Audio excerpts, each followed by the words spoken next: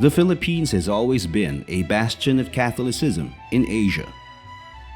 Along with East Timor, it is one of only two nations in Asia having a substantial portion of the population professing the Catholic faith.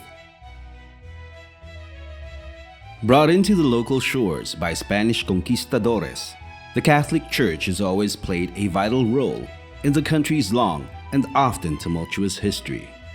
Hence, it comes as no surprise to find these places of worship on virtually every corner of the archipelago. A testament to the Catholic Church's ubiquity on local soil may be found up in the northwestern frontier of Luzon, the Cagayan Valley. Through the centuries, appreciation for these magnificent structures have varied. To some, they are romantic tourist attractions. To others, they are showcases of a leader's patronage. And to some others still, they are despised monuments of oppression.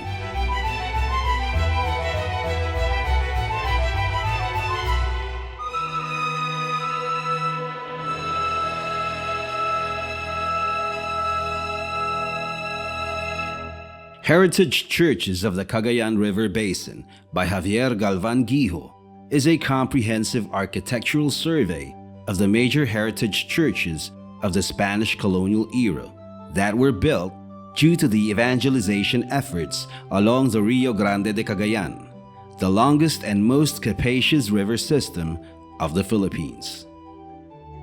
Each survey encompasses the history of both church and its urban settlement, the description of its features, and the measurement and typification of its major architectonic elements, and finally, a critique of its aesthetics and conservation aspects.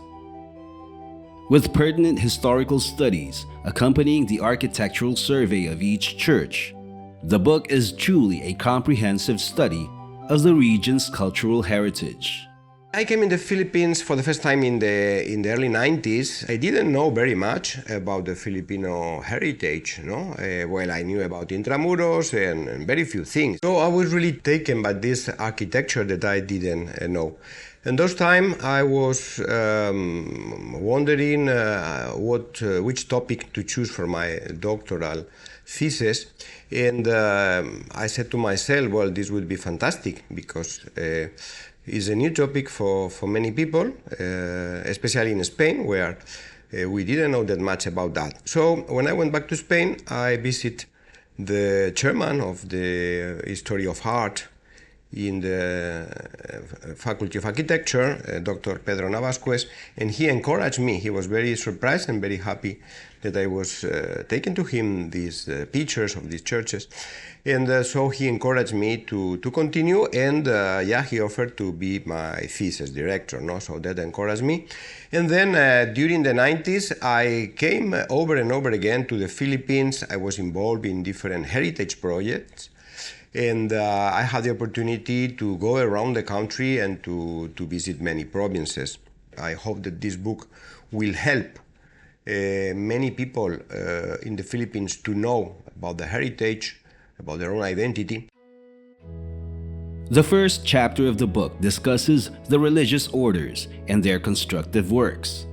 It traces the history of the mendicant orders such as the Dominicans, Franciscans, and many others, and how their evangelizing missions paved the way for the establishment of small organizational structures called visitas in New Spain and eventually in the Philippines. The scope of action of the mendicant orders was greatly expanded after the so-called Age of Discovery, when they would be entrusted with the task of fulfilling the evangelical mandate of go and preach in the immense territories that were being incorporated into the Spanish crown, including the Philippines. Chapter 2 details Dominican church architecture in the Cagayan River Basin. It discusses at length the various characteristics of the structures in terms of their floor plans, facades, and bell towers, and delves into specifics such as dimensions, shapes, and even materials used. It also mentions how Philippine churches evolved their own identity, starting from European schema, passed through the experience of American conventual architecture, and with details of Asian influences in certain formal aspects. So in the case of Cagayan, the main feature is that the material, they were made out of brick, because there were no stone like in Manila, or coral stone like in sea places. And then there is one church that really is out of any pattern, that is amazing church. I don't know how it's not yet in the World Heritage. That is Tumawini Church. Tumawini Church is a very special church. And it's maybe the only church that you can really identify as a pure Baroque church, because you have, normally we say Baroque churches in the Philippines because it's that period that in Europe is Baroque, but really they are not the features. Baroque, is a style where you have a sort of element that you don't find here. Tumawini, yes, we find the features like the walls, the movement of the walls, like the lighting, this dramatic mise en scène, no? The altar is the focal point, and you can see how the light is directing you to the altar. So, and as I mentioned, the plan also is important because they made a lot of pieces, ceramic pieces, to compose motif, and even they have numbers to set up, like in a mecano, no? So that is talking us about really skills, very important skills in making ceramic pieces, and then a mind that was able to devise all that. In many cases, the churches didn't follow, let's say, a previous plan as we know today. Always today there is an architect that make a layout, and then the builders construct according to that previous plan or layout. In many cases in the past it was not like that. They were building without really a real plan or real model, but following models of maybe a neighbor town, of what it was developing during the process. No? But in the case of Tumawini, that is very clear that was a plan, that was really a concept before starting to build. So that makes Tumawini a very unique church, not only in the valley, but in the whole Philippines. Chapter 3 studies in great detail the various heritage churches of Cagayan province in alphabetical order, starting from Alcala, Bugay, Enrile, Gataran, Enigig, all the way down to Tuguegarao. The text is accompanied by stunning photographs which give the readers a feel for the actual grandeur of the hallowed edifices.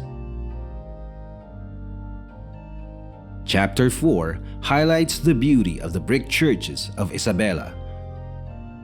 From Alicia, Cagayan, Gamu, San Pablo, Ilagan, and Tumawini, with the last one having been declared a national cultural treasure by the National Museum and was considered a UNESCO World Heritage tentative site. The final chapter tells a sad tale of how the same missionaries who erected the splendid structures of worship in the province of Nueva Vizcaya were guilty of having demolished the same to give way to new buildings, as was the case in the 1950s with the Church of Bagabag. Its ruins now only a lonely reminder of how man can, at times, be detrimental to heritage conservation. Well, preserving heritage churches is preserving our history, our identity. Philippines is the only Catholic country in Asia. These churches are unique. You cannot find nothing like that in the world. So it's like endangered species, no? If they disappear, of course we are losing something, but the humanity is missing something. So I think it's a very good thing that you are bringing back this topic, and I hope that new awareness about the value, the great value of Filipino architecture, will be there for all the Filipinos to appreciate. Heritage Churches of the Cagayan River Basin is a tribute to the church builders, the Dominican order, as well as the anonymous artists and builders who, together, worked on a hauntingly original and distinctive regional constructive art to forge a unique Cagayan style from the late 16th until the 19th century. But more importantly, the book is an impassioned effort to, in the words of Javier Galvan Guijo himself, break the silence, tell the story, before it becomes too late and there would be nothing else but the anger over what is lost. Heritage Churches of the Cagayan River Basin brings to the fore the timeless beauty, elegance, and sheer magnificence of some of the most wonderful works of architecture this side of the world. It accentuates humankind's basic need to build monuments to his undying faith.